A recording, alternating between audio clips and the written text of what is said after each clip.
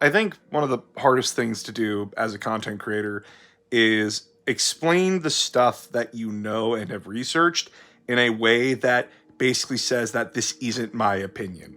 Using my old 3D printing videos for examples, a lot of people thought that what I was saying was my opinions, when they weren't my opinions. Those were the reasons given by actual officials and people that make the rules for the competitive scene.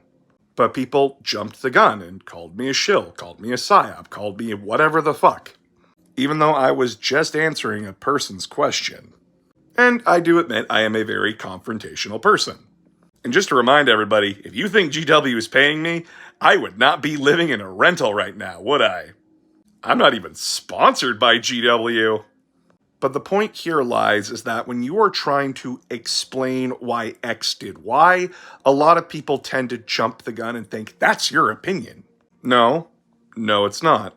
It's not my opinion to state the reasons why 343 removes split-screen co-op from Halo 5.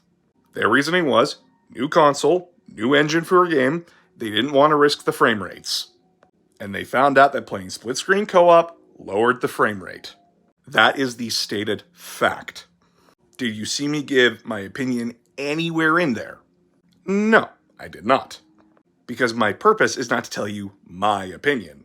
I am doing my best to educate you on the reasons why they did that. So that way, you can come to a better conclusion. Because I've always been the kind of person that wants to figure out why. Why did they do the things that they did to create the thing that they did? Or what were the reasons why this thing went so horribly wrong? Or I wonder what the reasons were for why they added in these rules. And I will eventually give my opinions, don't get me wrong. But I want to be educated on the topic that I'm talking about before I give that opinion. Because, get this, I don't want to be wrong. Now, am I going to fuck up from time to time? Of fucking course I am. I'm human, shit happens. Correct the mistake, move on with your life. So yeah, when I'm making my need-to-knows, when I'm making my game reviews, I am deep diving as deep as I can go. I'm not just reading the articles and regurgitating them to you. I'm checking the sources, I'm reading the context, I'm doing all of it. Because I want to be as close to accurate as possible.